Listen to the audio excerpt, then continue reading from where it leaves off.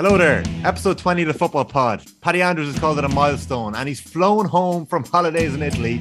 Are you home early, Paddy, or are you home late? I can't tell. I cut a trip short on the Amalfi Coast just to come back and record with the lads. The things I do for the Football Pod, phenomenal. Talk to us. Did you have a good time? I had a great time. It was great crack. Nice first holiday since COVID, so a bit nice change of scenery. Lads, I'm not messing. This pod is huge in Italy. Yeah. Andy Moran. The amount of people looking for Andy Moran around Positano. It was all the rage. They're asking about what he's got to do next. When's the next episode out? Yeah, the Football Pod's gone international. Great to see, lads. Andy, is that a turtleneck jumper? Sit back there, I can't see. Oh, I thought it was. I thought you were dressing like your namesake, Andy Del Piero. No. Not gone that far yet. Yeah, so first holiday, I had to do a double take there when he said his first holiday. But then I suppose when you were in Kerry earlier this year, it was kind of continental. But he hadn't left the country. We're talking about getting out of order. These dubs. Kerry is lovely, but it's not. It hasn't got a lot of. Hey, Tommy, these dubs don't rate mini breaks. They don't even count. Don't even count. Andy, you haven't jetted off yet anywhere, have you? You're too busy with football and everything. Yeah, no, the club championship the weekend, boys. Yes, this week coming. Yeah, so my old club championship starts this weekend. So okay. Yeah, we're busy. So try to get prepared for that. Best of luck with that. Yeah. Paddy, are you playing club championship anytime soon? We haven't been speaking about your own club career in the last couple of weeks. You've gone very quiet in that front. Big reveal. I think they're on after quarantine since I got back from Italy for 14 days. So I don't know if I'll be able to make the club stuff. Okay. And we'll move swiftly on. We'll have to move on from that one. Okay. All right. So this bit out, like you edit all my good stuff out. You can't keep that in. No, I'll save your good stuff. Okay. A year out for the Wolf, unfortunately. This is episode 20 of the Football Pod with Paddy and Andy. I'm going to let everyone know that this is going to be the end of season 1 after today's episode, but it is not the end of the Football Pod with Paddy and Andy because we're coming back with season 1.5. That's going to bring us to winter. The two lads are sticking with us.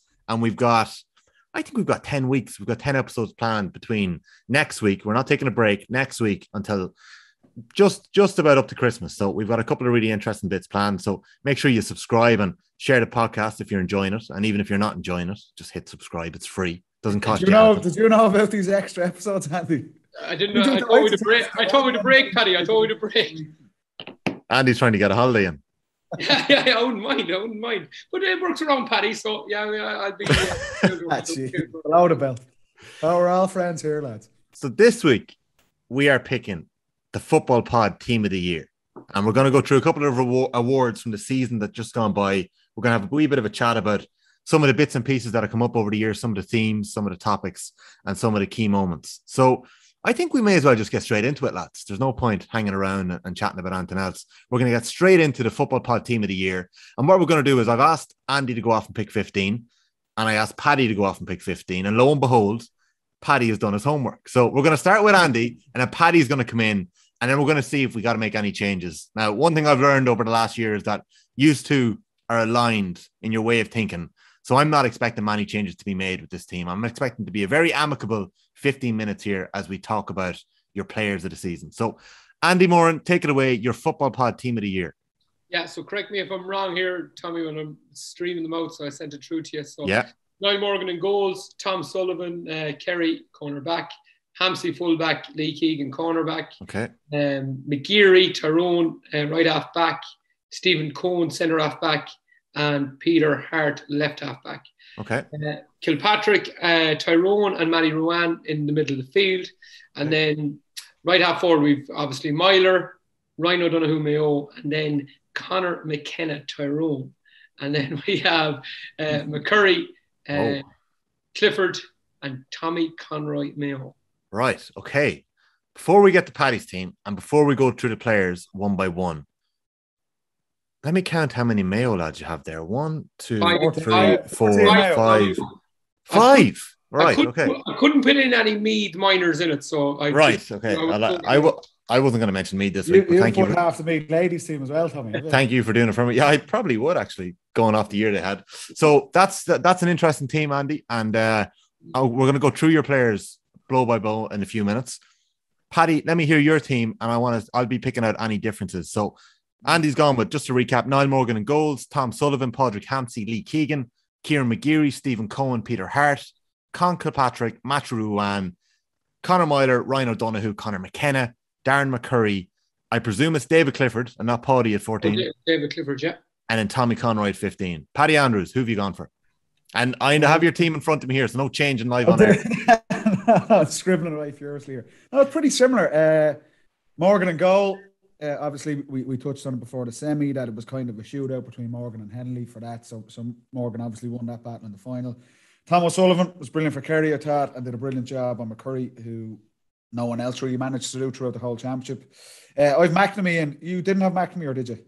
No, I didn't have McNamee, no. I've McNamee in. I thought he was very good for them throughout the season, even though he had a pretty tough task at David Clifford in the semis, but I thought he stuck with that well and got up for a point in that game. Hampsey obviously was brilliant. I've Lee Keegan out at wing back, just because you can do that with the All-Stars, just plug lads in. Stephen Cohen as well. I thought he had a brilliant year from Mayo. McGeary, I have him at wing back because I thought that was probably his best performance in the Ulster final, along with the Donegal game. Same midfield, Ruan and Kilpatrick. Look, I wasn't going to be leaning towards him, but he's such a massive final. And he also called out Andy Moore on Instagram, which gives him bonus points. Yeah, he gave Andy a bit of lip as well, so that kind of nailed it for him. He's in the run for Player of the Year now as well. Myler wing forward. I put Sean O'Shea in. I thought he was brilliant all season for Kerry, all through the National League, all through the Championship, even though I thought Hampsey probably got the better of him a little bit in the semi-final. I thought still he was one of Kerry's leaders that day. I think he scored 8. He scored 8 that day. 7-3. Yeah. So I've Sean O'Shea in. I've actually Niall Sludden at wing forward. I thought he had a brilliant final. Okay. And kind of grew into the Tyrone team. I always thought he was a very good player. And once Tyrone, probably the early part of their season with a lot of kicking and things like that, maybe wasn't suiting him as much, but he definitely grew into the team and was key for them in getting over the line. So I've Sludden in. And then the full forward line, Clifford, David, obviously Ryan O'Donoghue. So same as Andy, just have him inside, and Dazzler McCurry. The Dazzler. Okay. All right. So two very interesting teams. We have agreement on 12. Yeah. And then there's 3 positions up for grabs. And I think there's a couple of shouts for players that you may have missed out on that I might throw into the mix as well. So let's start with our defense there. Okay, let's talk about a team of the year for a start. Andy, do you think positions matter now in Gaelic football? Like, is it too regimented when we're picking a team of the year? Gaelic football isn't so much something now where we see 15 players and number 2 marking number 15 and number 4 marking number 13. And, the word we've used a lot this year is transitional players, and especially when it comes down to the Tyrone players and the Mayo players, that's probably going to cause us, a couple of positional choices here when it comes to some of those players, because they did interchange a lot and they alternated a lot, and they also complemented each other a lot in their positions. So did that cause you issues when you're making your decisions this year? No, the argument with the positions, I thought it was easier this year. Obviously, you have the 4 Tyrone boys, which are mixing into our team: McGeary, Hart, Sludden and Myler. They play in any position around 5, 7, 10 and 12, the traditional positions. But the likes of Tom Sullivan, Hampsey, Lee Keegan, Stephen Cohen, they play, the midfielders play in their positions. McCurry's an out-and-out inside forward. Clifford is an out-and-out inside forward. So I think positions matter to a certain degree. The way Paddy has switched Lee Keegan to number 5, obviously he marked Shane Walsh at the time he's played out there. I don't think it really matters in that. Hampsey, for example, would have played wherever Michael Murphy played or wherever Conor McManus played. So there is certain positions you can move, and I think you have to have respect for that. But I think it's interesting that the two of us went for Tom Sullivan from Kerry, because for me, he had the best defensive performance I've seen all year in that semi-final against McCurry. McCurry, we said it after him, 3 possessions for the whole first half, and in 2 of them, Sullivan was so close to him that he had to just throw the ball away. We're talking about McCurry, who's going for Footballer of the Year here. He's a serious player, and this guy just did a job on him, and it was just brilliant. I thought he did an exceptional year. So I do think positions matter, like 90% of it, but there is certain players then, like Myler probably did a lot of his good stuff at wing back. I am a wing forward. McGeary could have done a lot of his good stuff, like on Gavin White at wing forward. Paddy has him a wing back or centre back. So you can change a few of them, but more so the full back midfield and full forward lines usually stay around their position. Okay, so when we're looking at that full back line, lads, like Paddy, you both picked Tom Sullivan, you've both picked Padraig Hampsey. Hampsey was the captain for Tyrone this year, and boy did he lead by example. And never mind that, the points that he scored, like I know they're icing on the cake, but there were more than that. Like he set the tone with that score against Mayo. I think that may put them 3-2 ahead when he slotted that point at the outside of his right boot 10 minutes into the game. Like Hampsey played an incredible role this year when it comes to pulling out the main men. Was he a no-brainer in your mind? Naturally, Paddy, he was. The way I looked at it, you kind of pick the absolute nailed-on guys and then get them in the team and then see what's left over and kind of slot in guys around that. Hampsey, All-Ireland winning captain, huge leader for them. Like they did the donkey work between himself and McNamee. They were taking out the opposition threats. And then I touched on this last week and why I felt Tyrone were comfortable in winning that final in the end, because their technical ability, they can do it either way. If you want to have a fight with them, they'll have a fight with you. If you want to play football, they'll play football with you. And I thought Mayo probably lacked that a little bit to Tyrone's level. And Hampsey is the absolute epitome of that. He'll take out, like someone was marketed, Tommy Conroy, Murphy, obviously, Conor McManus, Sean O'Shea, he got the better of that. And Sean O'Shea, I have him in my team because I thought he's one of the top forwards this season. So he was doing that stuff, but he was going up kicking outside of the right foots from 40, 45 yards. The technical ability to do that, the mentality to deal with the opposition's main threat, and just the leadership of captaining the team to win the All-Ireland. Between himself, Morgan, Clifford and McCurry, and to be fair, Myler, those guys were straight. They were absolute no-brainers. It was the other 10 that you were kind of having a look at going, who's in now. So Hampsey was, for me, nailed on. The thing with Hampsey, Tommy, is that you can have any formation you want. You can have any tactical battle you want. But if you don't have fellas that can go in and mark Michael Murphy, mark Conor McManus, mark Sean O'Shea, and mark Tommy Conroy, like that was a matchup I never seen happen. I could not believe the speed when Tommy Conroy took Hampsey up the inside line in the first half and he stuck with him. I literally couldn't believe it. So you can have all the tactics you want, you can have all the systems you want, all the style of play you want, but if you don't have a man that can go in and mark these guys, everything else falls apart. And in any other given year, Hampsey would be probably my footballer of the year, but it's just that I think them guys around, the McGearys, the Mylers, these guys were actually more important to the team than Hampsey. And that's the reason I would go for somebody else as my MVP, but he's a stonewaller for that team. Yeah, he really is. Hampsey's obviously part of that Tyrone 21 team that won an All-Ireland against Tipperary late on in 2015. They bet them 111 to 13 points, and Hampsey was on that team. McShane and Burns were in midfield. Myler was wing forward. Mark Bradley was on that team. Lee Brennan was on that team as well. So he's one of those boys, and he is a mainstay on this team. So, like, we've settled on Niall Morgan. Like, there's no question in terms of Morgan's influence on the game so far this year as well. Like, there's no point even talking really much more about Niall Morgan. We raved about him after the final and after the final. Anna, Tommy, and this is where the All-Stars comes down to this a lot. Guys can have brilliant seasons, but the final is a massive swing. And you could say that's probably fair. It is the biggest game. It's the biggest stage. And if you deliver in that game, you deserve extra credit. But then I've seen in years where guys were brilliant all season, they have a quiet final and they lose out. And we touched on this in the build-up to the final. It was 50-50 between after what Henley had done in the semi-final against Dublin and what Morgan had done. Whoever had the better final there was going to have a huge influence on their team winning the game, but also was probably going to nick that All-Star as well. And there's no doubt about it. Morgan had a brilliant final. For a goalkeeper to have the influence that he had on the final was exceptional. And then on the flip side, Henley probably he looked back on that final with regrets, particularly around the first goal chance. But that's how fickle, I suppose, the All-Stars can be.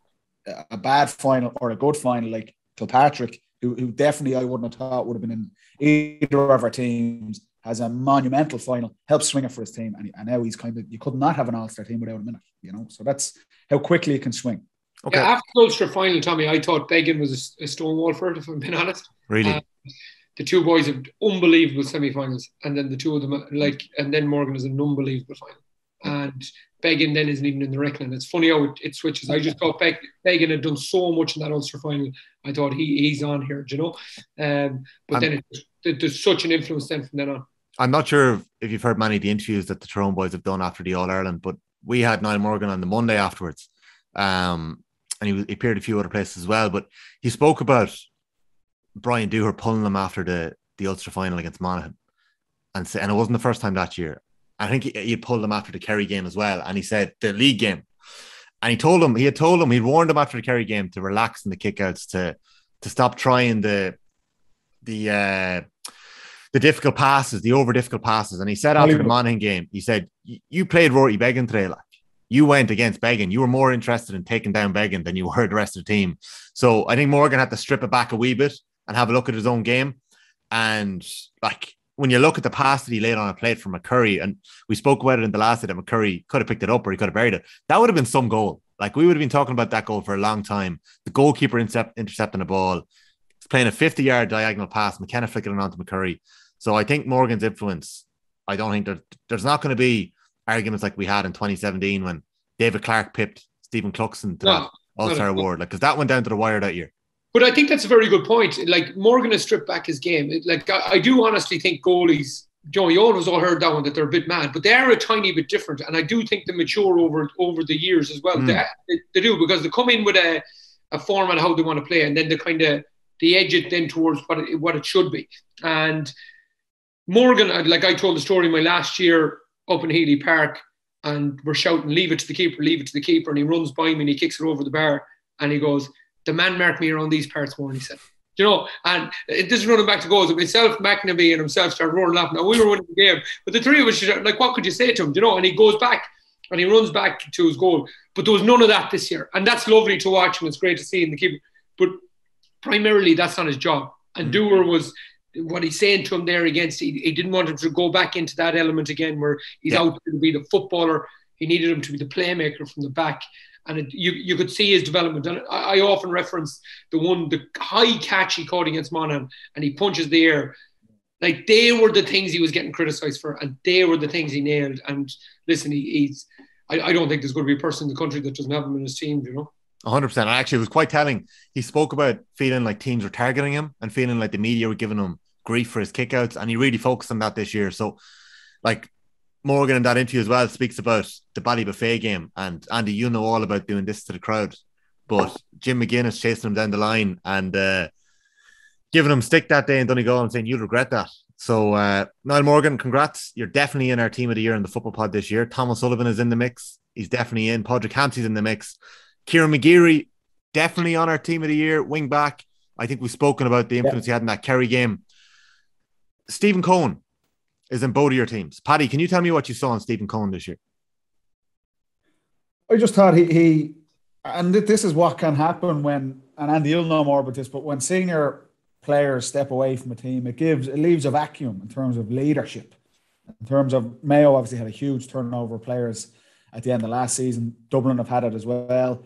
And it allows guys who have potential and they're serious guys to step up and become new leaders in that team. And I just felt that his semi-final performance against Dublin, where he's being asked to man mark guys, and he's not the quickest. He's not, and teams might look at that and I say, if we get someone quick on him and we isolate him, we can definitely take advantage there.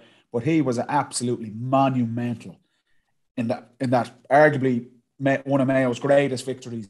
He was the absolute forward in that, and he carried that on into the final. We touched on the final last week, and we're saying X, Y, and Z, probably 10, 11, 12 Tyrone players won their individual battles.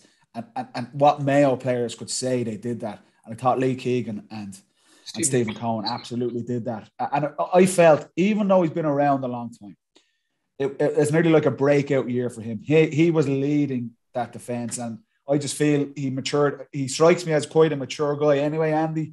I don't know him that well, but just from kind of looking at him from afar and playing against him, he seems like a leader in the team, and he absolutely showed that in his performances. I thought he was brilliant in the rear guard and shutting down Dublin in that second half and an extra time, along with his teammates, but I thought he was to the fore. And I thought he had a really, really good final, even though Mayo were up against it. And like I said, there's not many Mayo players that would look back on that game last Saturday, a week ago, and say, I played really well. But both himself and Keegan, I felt did, and I have both of them in. Yeah, I agree. Goal, for me, I've seen Mayo quite a lot this year, and Tommy, you probably have as well. the three best players for me all year were Stephen Cohen, Matty Rowan, Ryan O'Donoghue. By a distance. Once Killian got injured, they were the three guys that kept Mayo going. And the interesting thing about them, bar, I suppose, the Tyrone probably got the better of midfield against in the final, but in the Galway game, in the Tyrone game, the three big games, and the Dublin game, Stephen Cohen was in our top 3-4 players every time, every single time. And for me, he was just the amount of fires he put out, lads, at the final. Tommy, you say you were up in the Hogan stand.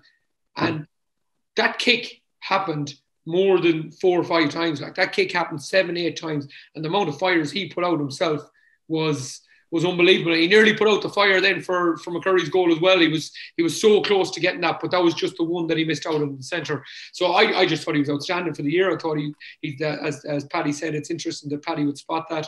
He's the leader of that team. He holds the centre. The boys all trust him around the place, and the team doesn't function without him. And one thing I'd say he brought to his game this year was that he's actually a really good foot passer and shooter, but he used to go sideways a lot. And this year it was more, he was going forward. He's breaking lines. He was getting the ball to the boys early. He was doing nice kick passes. And I thought that's what he added to his game. And that's what made him a tiny bit different, a tiny bit better this year. But you know what, Andy? He's probably forced it. Because if you look at Colin Boyle and Keith and Donny Vaughan, those were the guys that you probably didn't need to do that to his game, because those guys were driving that forward. And when those guys step away, you need younger players to come through and take on the mantle. And even though, like I say, he's been around a while, I felt it was literally a breakout year from that. He's a real leader in that Mayo team, and he's the anchor of that defence. Lee is obviously a little bit older. Stephen Cohen's going to be leading that defence for the guts of the next couple of years, and if Mayo are going to get where they need to get to, he's going to be a key part of it. But I thought he definitely deserves one this season for his performances. On Kieran McGeary, I love the way he plays football. He plays with his chest out, and there's a lot of go forward about him. But the job that he did, I think, in various games this year, like Myler was detailed with picking up a very specific player in each game, and he did an incredible job. I think Kieran McGeary had a different performance in the Donegal game, very much that he did in the semi-final against Kerry, and even a different game, not as effective, but still very good in the All-Ireland final as well. You saw the point he scored in the All-Ireland final. The job he did changed very much after Murphy went off, but he still had a good game up to that. And then obviously in that semi-final, 40 possessions.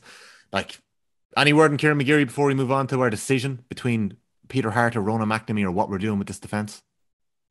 Can we mention our MVP? We'll save that. Let's save it, because right, you've got different MVPs. You've got different MVPs. We do, I think, do we? I think so. I think we do. We'll touch on McGeary's definitely in the mix. There's usually just 3 nominees for Player of the Year, isn't there? Yeah. McGeary's definitely he'll be in that, but we'll chat about it later on. Yeah.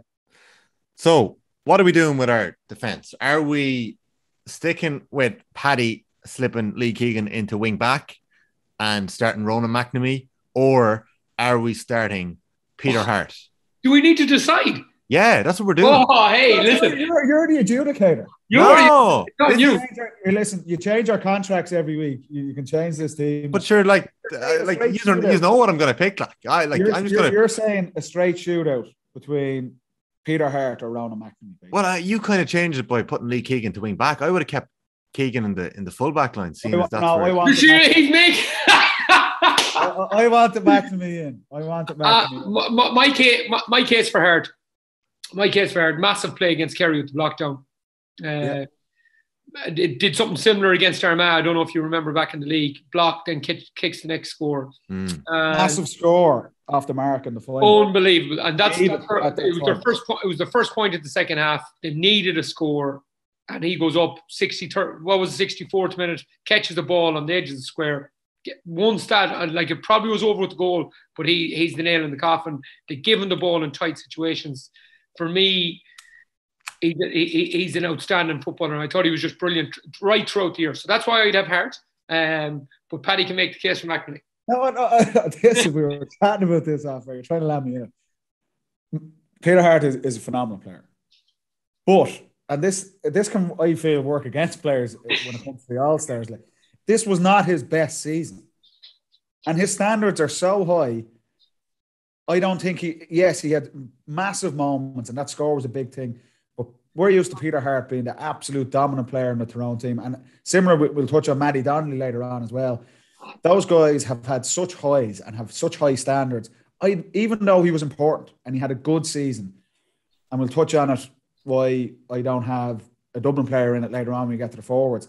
Their standards are so high and they're such good players that even though if this was his debut season, you'd be going, Peter Hart's definitely in. But I don't think he reached his peak this season, despite Tyrone winning. And I felt McNamee probably did to a little bit more of an extent. And that's why I think Peter Hart would probably get one. I think that they'd probably get one of the official ones. But we all know the football pod is the main one. That's why I want McNamee in. I thought he stuck to his task against David Clifford, despite being under severe pressure, and still showed great leadership. And he took out Aidan O'Shea in that final. We have a decision to make now. The two of us have a different person at wing forward, I think. Yeah, you do. Sorry, yeah. Right, so we have a different person at wing forward. So if we put McNamee in, we could also put Hart into that. Yeah, we could. We certainly could. Happens is we need to talk to some journalists. Is this how they actually pick the All-Stars? Lads sitting in a room. I think there's about moving lads around. My team is brilliant. I wouldn't change anything. I found out about 4 All-Star teams. I don't know. Yeah, look, we're gonna have to find out. We're gonna have to do a 30 for 30. Well, Tommy, who you? Let's go through it. Let's go midfield. Come on, we'll go through it. But I think you're right. That's why I asked you the question about interchangeable positions, and that's why I think it comes into it with this. I think those wing backs and that wing forward position had a massive impact on it. And I'm going to clip Paddy Andrews on what he said earlier on when I asked him for his underrated player of the year, and I'm going to ask him why he didn't pick Peter Hart, because I actually think Paddy may have missed the influence that Peter Hart had this year. Because when we're talking about Tyrone winning an All-Ireland, and you're right in saying that the level that Peter Hart and Matty Donnelly hit this year was different, wasn't as good as previous years, because they were absolutely epic in previous years. Yeah. But I actually think their influence was so much more important this year. And that can be kind of understated or underrated a little bit as well. And I don't think that Tyrone team win an All-Ireland without Matty Donnelly and Peter Hart. I agree with you. I'm not saying that I thought they both had good seasons, but not to the highest level that they were at before. I know they're being asked to play a different role because other guys have come through and stood up, and they didn't need to both of them be the main man. And I think that's a positive thing as well, that they're not letting ego get in the way and saying, I'm going to be the main man here. They've done the hard yards, but I don't think Peter Hart, I would have had McNamee in that team instead. And maybe you're right when we get to wing forward, where he probably played more of the stuff. There's a decision to be made. I went with Niall Sludden, but just for his final influence, I thought he had a brilliant final. Whereas potentially you could swap him there as well. So this is probably with Tyrone, trying to pick. They play everywhere. They play all the different positions. That's the thing. Okay, look, we'll save our decision then for a wee while, right? Let's just talk midfield for a couple of minutes, because let me put it to you this way. If Brian Kennedy had uploaded that photo to Instagram and tagged you in it, would you have gone for Kennedy? No, I thought it, to be honest, for taking his top off in the final, he probably deserved it. No, he looked good now, to be fair. He did. But no, I thought he was outstanding. I thought Kennedy was really, really good. And at times was actually, they're very similar stature of men and things, so you have to double take on them sometimes. So look, but the 2 goals in the final, the 2 goals come directly from Kilpatrick. He turns Conor Loftus over in the D, run through an unbelievable turnover, chase and turnover. And you have to remember he was on Matty Ruan. So unselfish, went after Loftus, did a great job on him, turned him over. They get the goal on the transition. And then he catches the kick out from Morgan. It sets them on the way. So listen, you're on about plays and moments and hitting and belting and frustrating the star man and hammering the hammer. And he went out and he went after Matty Ruan. Did Matty Ruan, got a great job done on him, and then went and probably set up the 2 goals. So that, to me, is enough to get an All-Star team any day of the week. So I was nailed on. But if you look at the Tommy, you're going, who else are we going to put in there? And this is what I was looking at in terms of Fenton has been, without a doubt, the absolute standard bearer for the last 6 years. 2015 was his debut. Nailed on. The best midfielder in the country. Has a quiet year. By his standards, and Dublin as a whole, by their standards, weren't as good as they have been previously. So if you take him out, sorry, some car getting robbed outside. I'm in the city centre here in Dublin. You never know what's going to happen. So Fenton's now not the dominant figure on the basis of what we've seen this summer, he will be back without a shadow of a doubt. But then you're looking at who's going to fill the midfield spots. Ruan has a breakout year with a brilliant Connacht final and an excellent performance in the semi-final against Dublin. Even though it was quiet in the final, the fact that there's no one else beating the door down. Like Kerry struggled at midfield. I thought David Moore had a quiet year again. He struggled throughout it. Matty Tierney, I think, from Galway is going to be an excellent player, but Galway collapsed in the Connacht final. Yeah. So Ruan, on the basis of his Connacht final and semi-final, get in. And Kilpatrick and Kennedy, we were touching on it all season. We felt that was an area that Tyrone were going to struggle in the All-Ireland final. And credit to that man. He had a monstrous final. Like, he made the massive plays that get them over the line. So outside of those two, I'd be struggling to find anyone else other than that. Not to take away from them, but I thought that was a pretty straightforward after the All-Ireland final that those two guys were going to be midfield.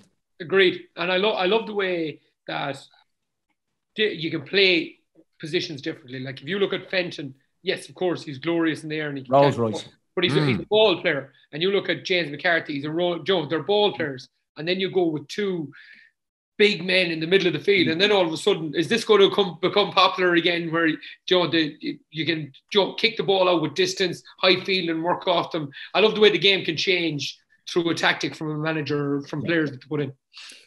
Would you like to know who you picked in your team of the year in midfield and in the league? And I know it obviously doesn't make a difference when it gets to this stage. But so we had to put in all four divisions and all, so it's not like for like apples and oranges. Go for it. I'm interested though. Go for it. He's trying to throw us under the bus, Andy. I'm not trying to throw you under the bus at all, Paddy. Geez, you always think I'm coming with a a dodgy thing. Where's Paddy's team here? Paddy, you went with Michael Langan and Rian O'Neill. So there's two boys that were flying earlier on in the league, and they were actually really exciting to watch. Like Langan had those. I think you can remember the two goals. I don't think we can argue with either. No. In the National League, they were spectacular. But this is what I'm talking about, Tommy. You come to the championship, Donegal fall flat again. Yeah. If Langan even gets nominated, he'd be saying he'd be doing well. Like. Yeah. Well, I think Rian O'Neill will be nominated because I thought he was outstanding, even in that epic game, probably the game of the championship up in the athletic grounds, the Monaghan Armagh game. He's outstanding in that. I know we've a couple of awards later on the pod we'll get to, but yeah, I would wholeheartedly stand over at the end of the National League that those two boys were brilliant. Oh, definitely. Oh, they were. And they were very exciting to watch as well. And Andy, you went for Langan too. And I can't figure out which one is the edit and which one is the real one. You picked Jim O'Connor, but I can't remember if it's Mayo or Kerry. You've got four different teams in it. Yeah. I think it was Kerry's Jim O'Connor that you went. Yeah, it was Jim. Yeah, it was Jim O'Connor. You mentioned nobody else. Like I'm trying to think of the team of the year that I read that had David Moran. It's Carol O'Kane in the Irish News that David Moran in his team of the year, talking about Moran's performance against Cork. And when I read it and I saw it, I was like, geez, am I missing how well Moran played this year? But I think when you're talking about the peak and the level that players can get to, I don't think we saw the best of David Moran this year. No, but David Moran did some really good things. If you're looking at the traditional midfielder, just playing in the middle of the field and catching and stuff. And some people came out of the Tyrone game against Kerry and thought David Moran was very influential and the best midfielder in the show. Yeah. And that's fine. And I can see their point of view. But what I'm saying is the game has moved away from that. You have to be able to do, as a midfielder, you have to be able to, like, Kilpatrick didn't just go out and Kennedy and catch ball and flick it on and lay it forward. They took out their two running midfielders. They went man to man with two absolute athletes and they did the job on them. And they set up scores, they stopped scores, they got turnovers. Like they did 5 different jobs. The role has moved from just being very aesthetically pleasing, going up, catch a ball and laying it off. That role, that's gone. So you have to be able to add more to your game. But Tommy, we touched on it with different players, and like Myler as an example, the best players, the top players, can do it anyway. And you talk about Fenton, who was for me the pinnacle, and still he's a Rolls Royce on the ball. But if you put a ball out 60 yards into the sky, he'll come up and he'll catch that as well. Yeah. You're talking about, we were at the Meath game, the Leicester semi-final, Tommy, where you were all getting very excited. Meath had a bit of a run on it, and Evan Cumber puts a big one out when the pressure is on. And Fenton goes up like something from the 60s or 70s. In fact, like old school, and catches it. He can tackle. That's whatever the game requires. The best players can adapt. If it's a shootout, we'll do that. If it's a fight, we'll do that. If it's short kickouts to the pockets and we need to run onto it, we'll do that. Or if you want to go long, we'll do that as well. So That's the key thing with Kilpatrick. You're saying, is he just a boomer? Or is he a bit of a dog in a way? But no, he proved in the final he can mix it as well. And I think those two boys. I thought Ruan up to the final, even though he struggled. Yeah, I thought his brilliant. The Connacht final, he's sensational. Was one of the best individual performances, and that's probably enough to get those two boys in. One thing on David Moore is that with Dewar and Logan, they built the tactic that works, and we've said this so often around Kilpatrick and Kennedy, where Kerry played a tactic that simply didn't suit David Moore, and that's not entirely David Moore's fault. Do I think David Moore is finished as an inter-county footballer? Absolutely not. But we said it. You have to put a runner beside him. He's just saying that because he's trying to coach him next season. Yeah. You can see. That'll be a hard first meeting, Andy. Now, if you're throwing him under the bus now, I'm going nowhere without you, Paddy. But the Adrian Splanat, when he came on, the speed and the energy he could give. And if you play two in a row more in there, he could be sensational. He could jump like it's a brilliant player of the years again. Brilliant player. Yeah, you could change it.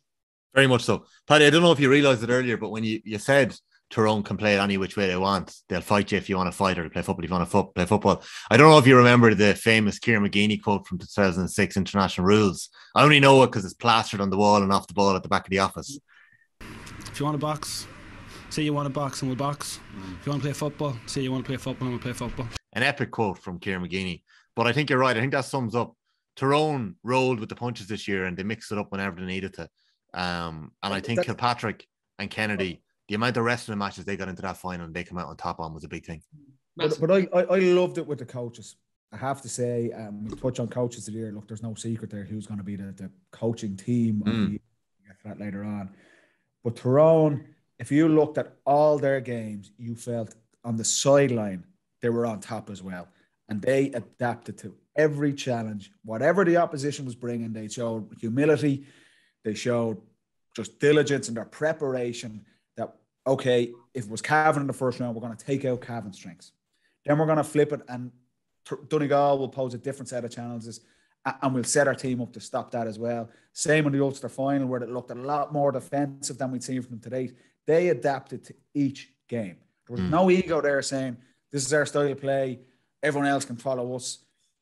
Understand your opposition, have the humility to say, okay, this is how we're going to shut that down, and then we'll play our game.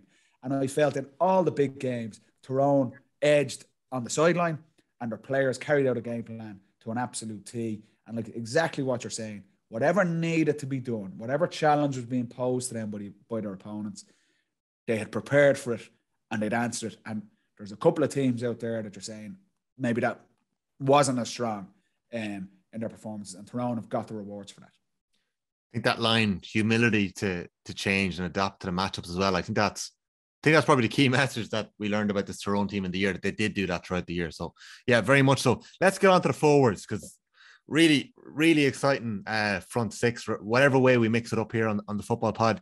You've both gone for Conor Myler, number 10 in his back. You're sticking with number 10, but his role was slightly different. He was detailed with man marking, and I was chatting him this week and off the ball, and I'd asked him about the challenge of man marking players and the way that he did, and how, when we think of it in a traditional sense, man marking a corner forward is perhaps a little easier because there's only so many ways he can go or move. But Myler was obviously picking up the gooch. There you go. I have not. It's not easy. It's not easy. It's definitely not easier. You wouldn't recommend it, Patrick? No, I disagree with that, Tommy. It's not easier. The further away from goal, you can get away with it a little bit more. Really? So, yeah. Is it too simple to say that? Midfielder, when he absolutely roasts you, it's not as glaringly obvious as when you're doing it at cornerback. But go on, sorry. Well, no, I think you're probably right there. Yeah. It's obviously Ronan McNamee did quite a good man marking job in a way, and David Clifford, he still come out with 9 points. So I suppose it's whatever way you look at it then, yeah. It's not as obvious. I remember the first game I went to this season was down in Thurles in that Dublin Kerry game. And Mike Fitzsimons was on Clifford. And I thought he did a brilliant job on him. I thought it was really good. And Clifford still scored 6 points from play. Yeah. You know what I mean? Whereas if you have a slip or a mistake in the full back line or even a yard away and you're marking the top players, it's so obvious everyone can see that. Whereas if you're man marking a guy in midfield and he wins a kick out and the play doesn't kind of turn into anything, it's easier to kind of hide it. Yeah. And having the misfortune of somehow finding myself man-marking guys at inter-county level of cornerback for a pretty short period of time, thank God. I wholeheartedly agree that you're better Like, off. it's mad to think about 5 years later, you were up playing. Shooting the lights out. Just get me as far away from my own goal as humanly possible. Yeah, you've got two absolute conmen here, would you tell me? Put David Clifford full back next year and see what happens. So we'll talk about Myler then for a minute, because I completely take what you're saying, Paddy. I think I dumbed down what I was saying there a little bit, in the sense that I suppose I found it more difficult to figure out how he was stopping Paddy Clifford, in a sense that if you're in the corner, there's a way of doing it. He didn't necessarily enjoy playing that man marker role. I think he wants to express himself a bit more, and he was maybe a little frustrated by it. And maybe we saw a bit more of that in the All-Ireland final with some of his assists. But he did have a savage year. Yeah, he was exceptional. He was exceptional, and Andy touched on it after the semi-final performance of how he dealt with Paddy Clifford and the confidence he would have taken from that. I think it comes from the coaches understanding what Conor Myler is really good at. What are the strengths of his game? And not, we both said it. I played against Conor Myler. I'm sure Andy, you would have as well. He's been around a while. Same with McCurry. And you might have put him traditionally, playing wing forward, number 10 on his back, and ask him to do the role of a number 10. And that's probably not his strongest point. It doesn't suit his game, and it's easy for Dooher to come in as a legendary number 10, All-Ireland winning captain, All-Stars and things like that, and just go, Conor, I just want you to play like I played, because I was brilliant. But that's not understanding your player's strengths. And one of the very first things, and Andy's a coach, I'm not, but we spoke about this in the earlier pods. What is the role of a coach at the absolute fundamental level? Understanding your players. Know your players. What makes them the best versions of themselves? And having the empathy and the emotional intelligence to understand that and go, well, look, these are the things you're really good at. How can I get you into my system? Not coming in all guns blazing and go, this is the way I'm playing. You lot, subordinates, fit my game plan. And if you can't do it, good luck. That's that old school mentality, this autocratic dictator type style. It's gone. And I know I read Myler's article. It got a lot of airtime after. He was talking about Michael Jordan and this thing of that old school mentality where you all have to fit me or good luck. I'm not interested in you. You could get the sense of that, not just with Conor Myler. I'd say put Frank Burns in that category as well. Darren McCurry, obviously. Logan and Dewar went into Tyrone and looked and goes, what are the raw materials we have here? Okay, these are what this group of players are brilliant at this, the individual talent that this guy has. How do we maximize that? Let's try and fit him into our team, as opposed to just going out and go, Conor, play wing forward, but you've kind of been hit and miss the last couple of years. Darren McCurry wants to do this, and if it doesn't suit you, well, good luck, you're out as well. And McCurry's back to a 2018 situation. So I think the best coaches understand their players. They know the players and what makes them tick. It's not a one-size-fits-all. And when you see that, and the players understand that they're not being asked to reinvent the wheel. And we had it firsthand. We one of the best ever with Jim. Jim Gavin used to sit down before the match with me and he goes, Paddy, this is your job. I'm not asking you to go out and do the moonlight and the stars for me. Just do this. What I'm comfortable with. He knew I was comfortable doing that. And it takes a lot of pressure off you. And you could see that with Myler, see it with Frank Burns, you've seen it with McCurry, you've seen it with midfielders in the final. This is your job. Go and do that. I'm not asking you to do anything else. And I thought that was the genius of Logan and Dewar coming in and like you say, not having an ego of turning around and go, this is my style of play. Like having the humility to adapt to their opposition, but also having their own humility to go, we have ideas, but let's park that because the players are more important. What do the players want to play? How do I maximize that out of each and every one of them and fit that into our system? That's leadership. That's management at the highest level. And when you get a team of 35 guys, all with different personalities, all with different skill sets, all with different experiences. Some, it's their first year in the panel. Some guys have had a bad experience. McCurry, guys like this, Myler being dropped, being left off teams. And you got all of those guys playing the same way, playing to the system, playing to their potential and contributing to the team like Myler did, and he's in the mix for player of the year, like McCurry's in the mix for player of the year. That's the genius of what Tyrone have done this season. And Conor Myler's absolute front and center as an example of that. And he said it himself. I loved reading what he said because I was like, spot on. That's modern sport, modern athletes, modern leadership. And it got the best out of them because they played to his strengths. Just to add to Paddy's. Paddy isn't just on about football there and knowing your football. It's knowing his personality, and it's knowing what they like doing. It's all that. But Paddy summed that up brilliantly there. Yeah. But if you look at it, there was a clip going around of Sheedy with Tipperary. You might have seen it. Absolutely brilliant. Yeah. I think it's Callanan who he knows better. He knows his personality, and he goes over and gives him a rollicking because he understands his player. He understands the personality behind the player. This is how he's going to respond to this. But the next player over is more of an introvert. He's quieter. I can go in. He needs an arm around the shoulder. How I communicate with these different players. It's not one size fits all. The most obvious example, as anyone listens to Pod knows I'm a Man United fan, Alex Ferguson spent years as this warhorse dictator style, because that was what was at the time was accepted. And he spoke since he retired about leadership and having to adapt to modern players and understanding, having empathy with the players. And what you might say to Conor Moyler and his experience and to get the best out of him might be completely different to the next conversation you'll have with Conor McKenna or Matty Donnelly. They might need a kick in the hole, whereas Moyler might need an arm around the shoulder. I don't know them individually, but you got the sense that the Tyrone players was a happy camp. All the players felt they were contributing. They all felt valued. The guys coming in off the bench, it wasn't a big strap and a moan. Why am I not starting? They understood the value. That's brilliant, brilliant leadership. And Andy's right, whether it's sport, business, whatever it's in. And you just hearing the Tyrone players talk since they've won the All-Ireland, that rings true. It was enjoyable. It was like they were trusted with the responsibility to go and do it. And when you have that and you have 35 guys doing the same thing, you're going to have success. I think that's all so true. And I think we've learned a little bit of that from the Tyrone camp over the last 2 weeks. I don't know whether it was winning the All-Ireland, the release valve opens up and a few of them have spoken, but Paddy, I'd be interested in hearing from you just a little bit more on that. Moyler spoke a lot about authenticity and honesty and being himself, I suppose, in terms of unlocking his own potential, I think. And I think you're listening to you talking about how it was Logan and Dewar who facilitated that. Can I pull you back again to what we spoke about last week with the Dazzler and the Wolf? Like, when did Jim... So obviously that didn't happen in 2013. Would I be right in saying your best football was played either 2015 or 2017? Am I right in saying it was probably pretty good year in 2013? No. Yeah, but like personally speaking, I know nominated for an All-Star, and then whatever went on in the background there. We'll have to find out what happened. That's around position. No, how did Gavin figure out how to get the best out of you? I'm asking for a bit of reverse psychology here, a wee bit, but how did he figure out how to get the best out of you?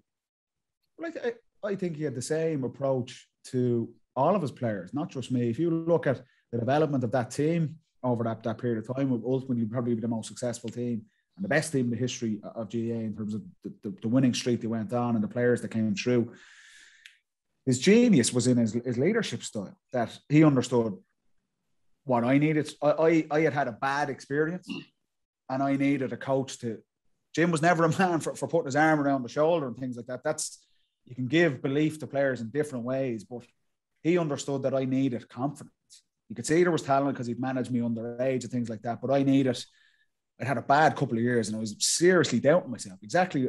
Again, reading what McCurry was saying, I was like, yeah, I know that feeling. You're thinking, maybe I'm not good enough to do this. Maybe the coaches are right and I'm never going to get a crack at this. And Andy, you had it earlier on in your career. You're moving positions and you're not playing. A coach comes in, and it was Jim for me, and he's like, I'm playing you. You're playing all the O'Byrne Cup games. You're playing the National League. And he did it with Cormac Costello in later years, Paul Mannion, guys coming in and you're thinking, I'm going to play you for 5 games. If you play brutal in your first game, forget about it. You're playing next week. Just allows players to relax. That's what I needed. Now, Bernard Brogan, who was a superstar, player of the year at the time, needed a different approach to what I did. Jim needed to get him on side, so maybe it's a bit of a kick in the backside. And then Paul Mannion's coming in. Our first National League game under Jim was against Cork, and that was the full forward line. Paul was like, I think he was 19. I'm not sure if he played in Croke Park at that point. So it was an arm around the shoulder for him, because it was like he was a kid. the genius of managers and leadership is that just understanding what's required. You need to have, there's no two ways about it. You need to be totally definitive on your vision and your goal for the team. Like, so Logan and Dewar come in this year and say, we're winning the All-Ireland. There's no ambiguity there. There's no, I want you to buy, you know, that's your leadership. There's no debate about this. But you need to be flexible in how you deal with the players and get them on side to do that. You need to be nearly a chameleon, that if I can go to you, you need a kick in the hole. If the next conversation I have is with a different player and you need an arm around the shoulder, that's the genius of leadership, that you don't budge on where we're going to. This is the goal. This is the strategy. This is how we're getting there. But how you deal with the individual players, that's brilliant leadership. And like I say, the days of the dictator and Myler talking about Michael Jordan and how he was just basically an asshole as a teammate, that's gone now. You won't get buy-in from 35 players to do that anymore. You need to understand your players. And you get the rewards off. And Jim was like that with me, believed in me, gave me confidence, and then away you go. Yeah, and the thing with Michael Jordan, you had the leadership of Phil Jackson then beside him. So it was completely different to Jordan. Yeah, so you had the star player style leadership, but then you had the guy that had to bring it all together. So I think that kind of emphasizes what Paddy's saying, you know. Andy, as important as it is for the coaches to be there to facilitate this, I suppose, player development, there's a serious amount of onus on the player themselves to want to improve and to search for every inch of improvement they can get. I think it was last week you mentioned 2016, you were struggling for confidence and form, and Mayo couldn't win a ball inside. You found yourself playing that year and getting into the groove and working your way into the team. And 2017 rolls around and you're footballer of the year. When you were in searching for your best self as a footballer, did you chase that? Did you open yourself up to talk to different people, to, like Conor Myler spoke about, talking to a fear coach and learning how to unlock the best out of himself? He spoke about talking to somebody else about struggling with injuries and figuring that out. Like, there's a lot of responsibility on the player themselves as well.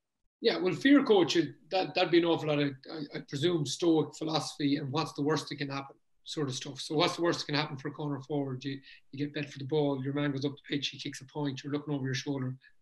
Can I live with this? What do I do next? I think that's the way it goes. And like, for me, I was like, it was always, I met Maurice Sheridan, I remember in 2010, to help me with my kicking. Just so you get a kicking coach, you go and have sports psychology, you do all the little bits, you're taking little bits from other sports, you're trying to get, but for me, one, my body had to get right. So I would travel anywhere in the country to get my body into shape and to be healthy to play. Like, I would go anywhere, any time of night to get done. What do you mean? As in, like, what are you talking about here? Are you talking about physio? Like, what are you talking about here? Yeah, there's a guy there called a guy in Port Shane Lawler, who used to work with an awful lot of pro golfers. Like, and he could only see me at crazy hours of the night, and I would drive and I'd drive home. And he used to be really good to me, facilitate me. Like, things that people never needed to know about at the time, but you needed to do that to get your body right. Of course, psychologically though, life became very simple for me once my first child became, because then football was kind of the most important thing, but it wasn't really, because every time you come home, then everything else, it just kind of sat into place. So that helped. The body getting right helped. It really clicked into gear in the Donegal game 2015. I remember sprinting through, you should put it up for the crack. But I remember taking this outrageous shot, Jeremy the Connor free at the back post, miles wide, but we won the game anyway. But I remember thinking, that's the first time I sprinted in 3 years. It's crucial. Really? So, yeah, so little things like that. Then 16 came along, form started coming, and then it all kind of kicked into place. And the key thing for our team in 17, and for me personally, was Lee Fitzpatrick came on board in 2017 for us. Psychologist, not a sports psychologist, psychologist, and just really got the team moving and what you need to do. Paddy, what's your job? How do you implement your job? How can you get yourself into the best position to do that job? And then it just became very simple. So everyone, I think, most people, not everyone, because you have the Mavericks that do their own thing, independent thinkers, but most people go the same route. And some people like me, it might take till you're 32, 33 to find that. And other people then can find in their mid-20s. And if you can find in your mid-20s, I think that is. But everyone has their own route to get there, to get the balance right. And when you get the balance right, you seem to play your best football. Okay. But the biggest thing on it, Tommy, as well, I'd say, just from our experience, like at this level, like the Tyrone players, the Mayo players, and to be honest, if you're playing inter-county football, we touched on it earlier in the year, it's serious business. Every player there wants to be, whether you're winning All-Ireland with Tyrone or you're getting promoted from Division 4 into Division 3, wants to be the best player they can. So you are open. Do I need to go and swim in the sea when it's 2 degrees outside? I'll do it because it's going to help me recover. Do we need to go to the gym at 6 o'clock in the morning before work and go again after work? I'll do it. Do me and Andy need to go? And I know we both would have kicked thousands of footballs. I'm basically your one night of the week off from training. If you want to be the best player you can be, you've got to pay the price to go and do it. And for Myler talking about that stuff, I guarantee you, if you ask him, and I'm not sure if you did, I didn't hear it back, but he would not see any of that as a sacrifice. No. He's not sitting there going, what a ball breaker that I have to go and do this, because he understands, he's an open mindset. It might not even, but it has the potential to make me a better player. So it's worth doing it. And at the top level of this game, all the players, you're telling me you sit down with the Mayo team now and come in with the most off the wall idea. But lads, try this for the next month. We're going to do yoga 3 times a day or whatever. And it might make you a better player. It might make you less susceptible to injuries, and it might give you a 1% chance that you can win the All-Ireland next year. Every one of those players would do it. Because you need to have the humility and the mentality to understand, I can still be a better player. I'm sure David Clifford, for the 4 weeks off during COVID, the break with Tyrone, he's down kicking balls when everyone in the country's going, he doesn't need to do that. But he's still trying to be better. That the best players are always looking, how do I improve a little bit more? So reading Myler stuff, I'm like, yeah, you should be doing that. If you want to win the All-Ireland, pay the price. And I guarantee you, he'd do it all again now, because he's sitting there with an All-Ireland medal in his back pocket now. He'd do anything for it. That's what it's about at the highest level. Yeah, it strikes me from listening to him that it unburdened him in a way, realizing that those things were working for him, because he did speak about overtraining a little bit in certain years and breaking down a lot, his body breaking down a lot with hamstring injuries, and finding the right way to go about balancing that off the field work with what an awful lot of high performance and high level sport time is getting out of your own way. Just getting out of your own way. So if you can get someone and you pay someone good money to do that, it's worth every single penny, because the overthought and overthinking absolutely kills you. When you're in bad form and you can't get to the level of performance you want to, you have to get out of your own head. So however you do that, whatever helps, wherever you go, that's the key. Yeah, fascinating stuff. Right, no arguments. Conor Myler, number 10. On to number 11. Sean O'Shea is number 11. I think we're right. There's no point talking about just the numbers here in the positions. But Paddy, you mentioned Sean O'Shea earlier on. You made the case for picking him. And Andy, you've picked Ryan O'Donoghue at 11. I think Ryan O'Donoghue is going to feature in our team. Like, I think regardless, he was Mayo's best forward. I have him at 14. Yeah, you have him at 14. So Ryan O'Donoghue is going to be in our front six. There's Andy, I think it's fair to say, like, I know when you picked Tommy Conroy as well, but I'd say Ryan O'Donoghue. Am I right in saying Ryan O'Donoghue was? Oh yeah, Ryan. As I said, Stephen, Matty, and Ryan are the 3 best Mayo players. And I know Lee had a great semi-final and final, but in terms of the year throughout, they were the 3 best players. 100%. The pressure on O'Donoghue to stand up for scores after Cillian O'Connor went down in Ennis. And he nearly, I know he misses the penalty in the final, and people will look at that, and I'm sure he's looking at it for the last week and a half. But he had a brilliant year, and his leadership, and not just the scoring, like in terms of the tempo and the tone he sets up front, he works his backside off for that team. I thought he had a brilliant year. And if Mayo, again, similar to Stephen Cohen, if they're going to get to where they want to get to, he's going to be a huge part of that. But I just thought that the mentality he showed and leadership after Cillian O'Connor went down, he was to the fore of that. So he's, without a doubt, he's in the team. The battle between himself and Merchant in that semi-final. If I could get a player cam on it. I think they were my 2 favourite players of the year. But Merchant barely played, but it was just brilliant. It was right in front of me. 2 of them were just class. And I couldn't believe we were like the sun. Like, we were still travelling down from the game, and the Sunday game or the Saturday game, whatever it was, the night that All-Ireland was on, to pick their team of the year, and it came through to my phone, and Ryan O'Donoghue wasn't on. I nearly threw the phone out the window. I was like, have you watched Mayo for the year? Like, this guy, even the Meath game, Tommy, you were down at the Meath game, weren't you? Yeah. and himself and O'Connor the first half together. He was our best player. It was such a pity we didn't get to see them linking up more throughout the year. It was, and like he obviously looks up to Killian, but like he was just our best player. I have that Sunday game team open somewhere. I want to compare it in a few minutes. Our other bankers, lads, the Dazzler 13. Yep. And he deserves to wear that number 13 as well because it sat on him so well this year. Savage. And I know he's going to feature in our point of the year and our goal of the year a little later as well. So, and we spoke about McCurry last week and how he went away and he found his best self. He brought back the Dazzler. So Darren McCurry had an exceptional year. I think it's fair to say. And I think, as we said, even in the semi-final when Tom Sullivan, he could have got whipped off, he still had a massive say in that game. And again, in the final as well, 1-4 in the All-Ireland final.